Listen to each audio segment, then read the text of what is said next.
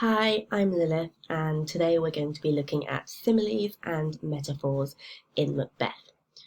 But before we get even on to talking about Macbeth, we need to really understand the basics of similes and metaphors. So let's start by talking about what they actually are. So similes and metaphors are used to make comparisons between two things, and they are examples of figurative language. So we'll go into a bit more detail about these two things in a moment, but just to quickly explain, figurative language is language that goes beyond the literal. So it goes beyond what is real, and sometimes might say things that aren't technically true in order to make this comparison. But we'll talk a bit more later on about why somebody might want to make this comparison. And let's quickly move on to how you form them. Now, it's really important to know this. So obviously, in your creative writing or something else, you might want to form similes or metaphors. But when you're analysing text like Macbeth, you want to be able to identify them so you know what you're looking for. So similes are when something is compared to another thing by using language like or as. So the two kind of most common way to form similes is by saying A is like B, or A is as something as B. For example, her eyes were as blue as sapphires. This example isn't saying that her eyes were sapphires, just that they were as blue as sapphires, or they were like sapphires. And a really good way to remember this is by thinking about the word simile and the fact that it's very close to the word similar. So essentially that they're saying these two things, A and B, are similar. Now let's move on to metaphors. So metaphors are formed a bit differently. They're a bit more direct and forceful, and a metaphor will say A is B. So going back to that first example, rather than saying her eyes were as blue as sapphires, you would say her eyes were sapphires. And even though this example hasn't actually used the word blue, from looking at it and from reading that sentence, you know that her eyes are blue.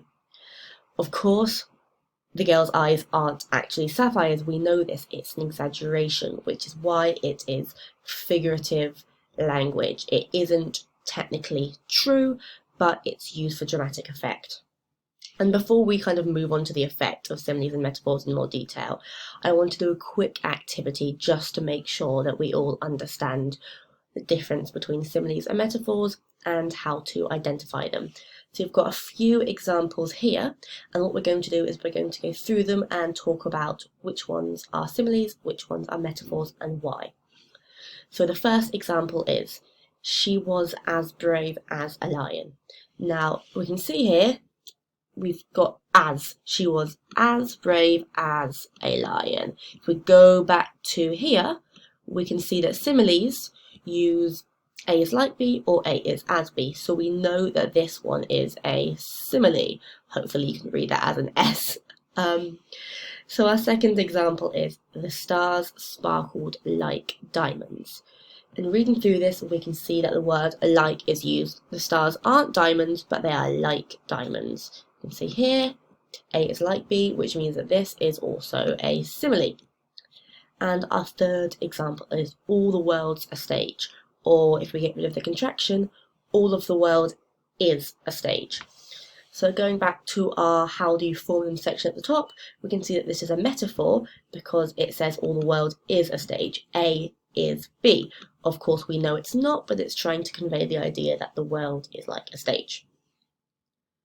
So now we've got the basics down of similes and metaphors. What we need to do is understand why they're used. Now, when you're writing your essays or you're completing your exams, you can't just identify similes and metaphors and get the marks. You're going to have to talk about why the author used them and what the effect is. So that's what we are going to go over right now. So in a more general sense, let's talk about why people use similes and metaphors. So they create an image in the reader's mind. And let's go back to the sapphire example and think about that. So of course, in the first example, her eyes were as blue as sapphires. We immediately think, okay, her eyes are blue. That's a very clear image in our minds. But even with the metaphor, her eyes were sapphires, even though we aren't told that her eyes are actually blue, we can tell that from the example. And so that, even though it doesn't actually use the descriptive word blue, create an image in your mind as the reader. And they are often used to identify or emphasize key information. So you need to think here about what the author wants you to know. And in this example, clearly the author wants you to know that her eyes are blue. Maybe that's important to the story, we don't know, but we assume that it is because the author is trying to make it very clear that the girl's eyes are blue. So now we've kind of got the basics about why somebody might use similes or metaphors. Let's talk about Macbeth and a few examples of where Shakespeare has used them, and let's talk about why he's used them, so what the effect is and what that adds to your experience of reading or watching the play. So the first quote here is from Lady Macbeth. "Your face, my fane, is as a book, where men may read strange matters." And here we have a simile. Your face is as a book, and we know it's a simile because we've got the word as right here. Let's do a little arrow. So that's a simile. Your face is as a book where men may read strange matters. So let's think about the effects that you have when you read that sentence. When I think about that, I think, okay, your emotions, your ideas are easily readable on your face. So somebody can look at Macbeth and have a guess of what he's thinking.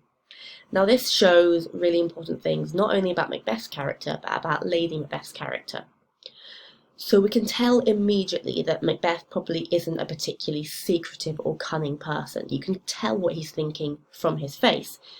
Lady Macbeth, in comparison, may be slightly more secretive. She may be more cunning because she's saying, oh, but, everyone can read your ideas on your face. She's making a point to say that. And so this simile really quickly gives us a lot of information about the characters, and they emphasize those two key points, which are really vital to the plot. Our second quote is also from Lady Macbeth. She has some excellent quotes, and it's "Look like the innocent flower, but be the serpent under it." Now this is a really good example because it uses a simile and a metaphor. So let's look at the simile quickly. So look like the innocent flower. We can see the word like, which means it is a simile. So she isn't saying look as a, she isn't saying be a flower, look like a flower, be similar to a flower. And the metaphor is but be the serpent under it. So she isn't saying be like the serpent, she's saying be the serpent. That's a lot stronger. So this is a metaphor. So let's think about why they're used. And it's really good to look at these together to understand it, because they're quite contrasting bits of imagery. So when you think of a flower, kind of what do you think about? I think immediately of something positive. Flowers tend to be quite delicate things, quite innocent things, as Lady Macbeth says. In comparison, serpents tend to have more kind of negative connotations.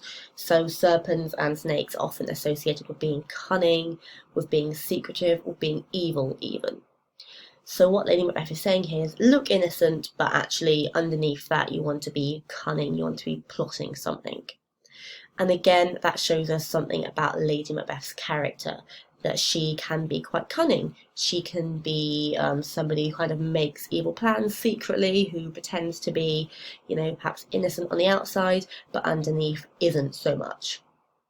Again, it's a relatively short quote. It doesn't take up many words, but it shows us a lot about Lady Macbeth's character already. You've got a really clear image in your mind about what Lady Macbeth is like. And our third example is from Malcolm to Macduff. "He have not touched you yet, I am young, but something. You may deserve of him through me, and wisdom, to offer up a weak, poor, innocent lamb to appease an angry God." And we're going to focus on this section, to offer up a weak, poor, innocent lamb. Now this is a metaphor because Malcolm isn't talking about an actual lamb, he's comparing somebody to a lamb, which is why it's a metaphor. And so as Malcolm has mentioned, lambs tend to be associated with innocence. We can see that. But we can go a bit deeper. We can think about the idea of sacrificial lambs, which is when lambs are generally used, like Malcolm says, to appease a god. So immediately we're thinking about sacrifices, perhaps even betrayal. And that again shows us a lot about the plot, because that is a really important part of the play. So this was kind of an introduction to similes and metaphors in Macbeth, and as you read the text you'll find a lot more, and make sure that you really think about why Shakespeare is using them. Thank you.